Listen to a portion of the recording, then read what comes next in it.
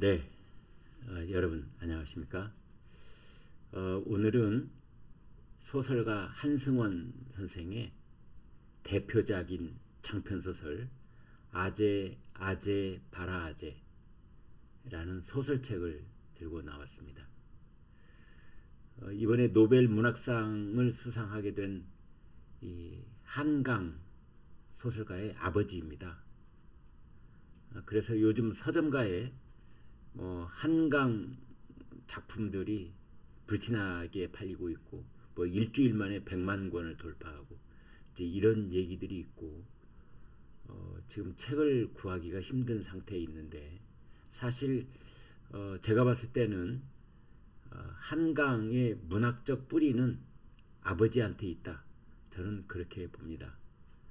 본인은 그것을 어느 정도 인식하고 있는지 모르겠으나 제가 봤을 때는 아버지의 그 타닥타닥 타이핑하는 소리를 듣고 새벽에 잠을 깼다는 한강 집에서 아침에 어디서 탁탁탁 소리가 나서 귀를 쫑긋하면서 잠을 깨보면 그게 이른 아침에 소설가 아버지가 작품을 쓰는 소리였다 라고 한강은 말한 적이 있습니다. 그래서 우리가 한강의 노벨 문학상 수상을 계기로 한강에 대해서는 또 저희 애청자들 중에는 한강이 가지고 있는 어떤 이 사상적 편견이 있다 하면서 거기에 대해 비판적인 목소리를 내시는 분도 있고, 한강이 어디 썼다는 글이 이제 6.25 전쟁을 미국과 소련의 대리 전쟁이라고 보는 그런 시각에 대해서 크게 책망을 하는 이제 그런 분들도 계신데요. 그런 목소리가 있다는 거 저희가 인정을 하는 한편, 그러나 한강에 대해서 국내 많은 독자들 그리고 세계적으로 이제 노벨 문학상을 받게 됐으니 한번 돌아볼 필요는 있다. 그랬을 때 한강이 어떤 이 문학적 뿌리 근원을 이루고 있는 한승원의 장편, 대표적인 장편 아재 바라아재. 여러분 고 강수연 씨가 주연을 한 영화 아재 바라아재, 아마 많은 분들이 그 영화 기억하실 겁니다. 임권택 감독이 이 메가폰을 잡은 그 영화였죠. 아재 바라아재는 이런 뜻입니다. 가자 더 높은 깨달음의 세계로 나아가자, 이제 이런 뜻이거든요. 이 소설은 초월적인 이상 세계를 쫓는 진성 스님, 물론 여승입니다. 그리고 파괴하고 맨몸으로 세속을 떠도는 청화라는 두 여승의 이 파란만장한 삶을 통해서 참다운 자유인의 길을 일깨워주는 구도 소설의 대표작이라고 할 수가 있는데요. 제가 줄거리를 잠깐 소개해 드리겠습니다. 비구니들의 절인 청정암에서 여승 진성이 있고, 거기에 행자 생활을 하고 있는 여성 순녀가 있습니다. 거기에 이제 순녀는 은선 스님의 남다른 보살핌을 받고 있는데, 진성, 원래 그 스님이 되기 전에 성명은 수남이었습니다. 그런데 학창 시절에 이웃집에 하숙을 하는 남학생의 편지를 받는데요. 그녀를 향한 이 갈망으로 가득 찬, 그러나 한편으로는 유서와도 같은 편지를 보낸 뒤에 그 남학생은 오랜 지병으로 죽고 맙니다. 이제 청정암에서 은선 스님은 진성에게 대학 공부를 더 해보라, 달마 스님의 얼굴에는 왜 수염이 한 오라기도 없는 줄 아느냐, 이러면서 진성에게 대학 공부를 나갈 것을 이제 권합니다. 다른 한편 나중에 이제 청화 스님이 되는 이 순녀는 아버지가 사실은 스님이었습니다.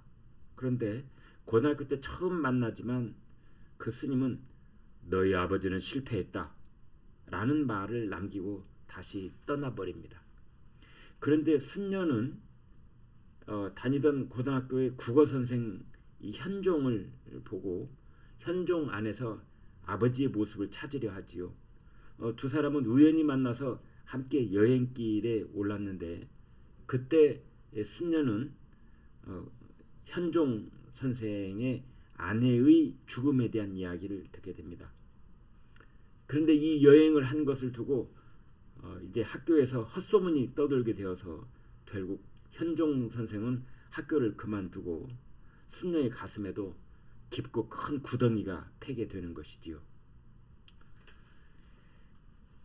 자, 진성은 이제 대학을 가게 됐는데 대학에서 우종남이라는 남학생이 그녀를 끈질기게 따라다니면서 이 그녀의 종교적 믿음을 동요시키고자도 합니다. 그래서 진성이 방학 때 천정함으로 돌아왔는데요. 이 청화라는 법명을 얻은 순녀가 박현우라는 한 남자의 생명을 구해주고 그를 계기로 절에서 쫓겨나고 맙니다. 그런데 박현우하고 순녀 사이에서 아기가 생겼고 그 아기를 어딘가에 버리고 돌아온 뒤 박현우는 떠나버리고 맙니다. 그러자 순녀는 한 낙도에 있는 병원에서 간호사로 일을 합니다. 그리고 순녀는 얼마 후에 환자를 수송하는 송기사라는 남성을 만나서 결혼까지 하게 되지요. 그러던 어느 날 은선 스님의 열반이 가까워올 무렵 폭설이 쏟아지는 어느 날 밤에 순녀가 청정함에 돌아옵니다. 진성 스님은 고개를 숙이고 울기만 하는 순녀 그리고 누워있는 은선 스님 사이에 말없는 교감이 흐르고 있는 것을 알아챕니다. 자, 아재 아재 바라 아재 한성원 장편 소설, 이 소설 여러분께 권해드립니다. 이게 어떻게 보면은 이 한강 소설가의 그 문학적 뿌리가 이 책에 다 담겨 있는데요. 문희당이라고 하는 문학 전문 출판사에서 나온 책입니다. 지금 서점에 가시면 바로 구할 수가 있습니다. 목차만 제가 한번 살펴드리면 목차는 이렇게 되어 있습니다. 목차만 제가 읽어드려도 이게 어떤 내용일까 좀 짐작이 되는데요. 첫 장이 서장 무간지옥 타령, 두 번째가 그대의 꿈에 비치던 그 달은, 그 다음 여승과 도화살, 그 다음 마야의 연꽃, 그 다음 파괴, 그 다음 심심산천에 붙는 불, 그 다음 깨달음의 진주, 그 다음 환각을 찾아서, 그 다음 맨살이 된다는 것, 그 다음 어디서 무엇이 되어 다시 만나랴, 그 다음 어둠의 시간에서 빛의 시간으로, 그리고 마지막 장이 아재 아재 바라 아재입니다. 제가 여기는 이 목차를 이렇게 보여드리는데요. 개정판 작가의 말, 초판 작가의 말, 그리고 쭉 제가 읽어드린 그 각 장의 제목이 소제목들이 이렇게 붙어 있습니다. 저는 이 소설을 진짜 감동적으로 읽었습니다. 그리고 한강 작품도 제가 채식주의자, 소년이 온다 등을 읽었는데 사실은 아재 아재 바라 아재를 읽으면 그런 소설의 그 배경이 되는 이 문학적 뿌리와 한강이라는 소설가가 성장해온 배경, 뭐 그런 것들을 이 책 아재 아재 바라 아재로 충분히 짐작할 수가 있습니다. 이 책 여러분께 강추해 드립니다. 고맙습니다.